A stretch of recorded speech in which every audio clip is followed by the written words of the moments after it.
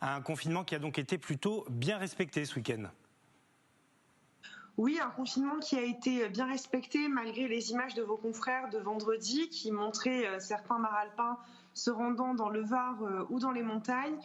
Quand bien même il y aurait eu beaucoup de personnes dans nos montagnes, le confinement a été bien respecté puisque très peu de procès-verbaux ont été dressés et surtout on se rend compte quand on voit les images dans les villages de montagne qu'il y a eu très peu de phénomènes de regroupement. Les gens sont restés en famille, se sont baladés et ont respecté les gestes barrières et les distances de sécurité. Alors, quel enseignement on peut tirer? Évidemment, pour le moment, pas de résultats. Évidemment, oui, il est trop tôt encore pour dresser un premier bilan des résultats de ce confinement. Je crois en tout cas que c'est une réussite et vraiment je tenais à saluer, comme l'a fait d'ailleurs Christian Estrosi, les maralpins qui ont une conduite extrêmement responsable. Vous l'avez rappelé tout à l'heure, le taux d'incidence dans le département est désormais de 617. Sur la ville et la métropole Nice-Côte d'Azur, nous sommes à plus de 700, donc il conviendra de continuer à faire énormément d'efforts de la part des maralpins, de faire des efforts pour éviter de se retrouver, de se regrouper. Mais tout ceci ne pourra fonctionner que si une campagne vaccinale massive se met en place. Et c'est ce que semble en tout cas nous dire la préfecture, puisque beaucoup de doses d'AstraZeneca notamment ont été livrées dans notre département en début de semaine. Alors Marine Brenier, je vais vous montrer un reportage tourné à Tourette-le-Vins. Certains villages n'ont pas bien compris pourquoi ils étaient intégrés à ce périmètre et ils ont donc plus ou moins subi ce confinement. Je voudrais vous le montrer et puis vous nous livrerez votre sentiment juste après.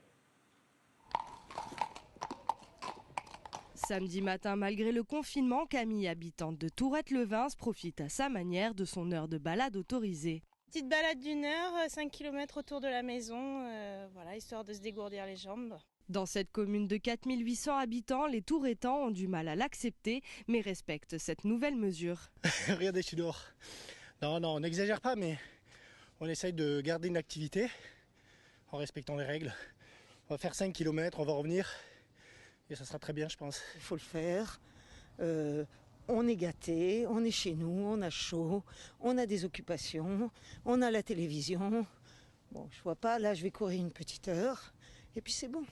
Commune en pleine nature, située à 30 minutes du littoral, pour le maire de Tourette-le-Vins, Bertrand Gaziglia, le confinement le week-end dans son village est difficile à comprendre. C'est un petit peu compliqué à comprendre cette décision, d'autant plus que malheureusement les services de l'État ne l'ont pas expliqué aux élus, on n'a pas été associés, on n'a pas été informés même de pourquoi, du comment. Et donc je ne sais pas pourquoi la commune de Levins qui est à côté n'est pas confinée aujourd'hui. En effet, à seulement 5 km au nord de la commune, le village de Levins n'est quant à lui pas confiné.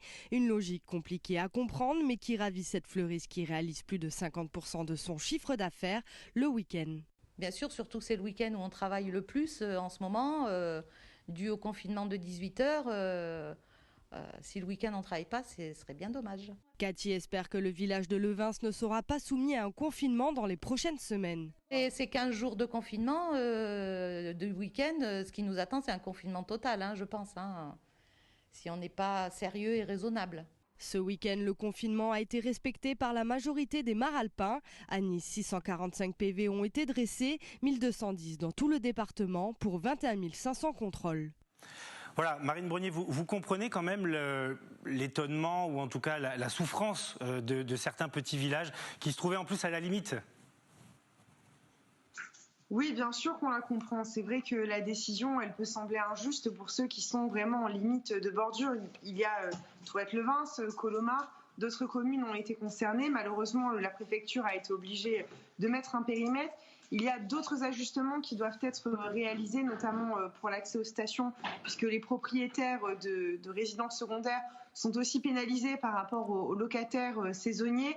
Donc je pense qu'il faut encore faire quelques ajustements, mais cette mesure sera forcément ressentie comme une injustice par ceux qui la subissent. Pour autant, je crois que c'est nécessaire de faire preuve de responsabilité. Et d'ailleurs, ça a été bien dit dans votre reportage par toutes les personnes qui ont été interrogées. Il faut pouvoir encore faire preuve de responsabilité quelque temps pour pouvoir nous permettre de passer cette épreuve difficile qu'est le Covid. Voilà, Emmanuel Macron a parlé aujourd'hui de 4 à 6 semaines encore de couvre-feu. Pour le moment, le préfet exclut le confinement global et total. C'est plutôt une bonne nouvelle ? Oui ? C'est plutôt une bonne nouvelle si le taux d'incidence nous permet de continuer ainsi. Malheureusement, les retours que j'ai eus ce week-end n'étaient pas extrêmement positifs, ne serait-ce qu'en termes d'accès aux services des urgences, où les choses se sont un peu compliquées. Les services de réanimation sont toujours extrêmement bondés, également les services d'hospitalisation conventionnelle. Alors, on peut se réjouir de voir qu'enfin, on arrive à faire travailler ensemble le secteur public et le secteur privé, puisqu'il y a aussi des transferts de patients vers le secteur privé. Pour autant, cela ne sera peut-être pas suffisant puisque d'autres transferts peuvent être envisagés dès cette semaine. Donc il va falloir continuer à faire beaucoup d'efforts et peut-être que la piste du confinement généralisé devra être envisagée si la situation est amenée à se dégrader davantage. Alors, vous avez participé, comme chaque semaine, à une réunion autour de cette crise sanitaire. L'une des infos aussi de la conférence du préfet, c'est qu'on va accélérer la vaccination. Vous nous en avez dit 2 mots tout à l'heure. Donc, des doses vont arriver dans les Alpes-Maritimes ?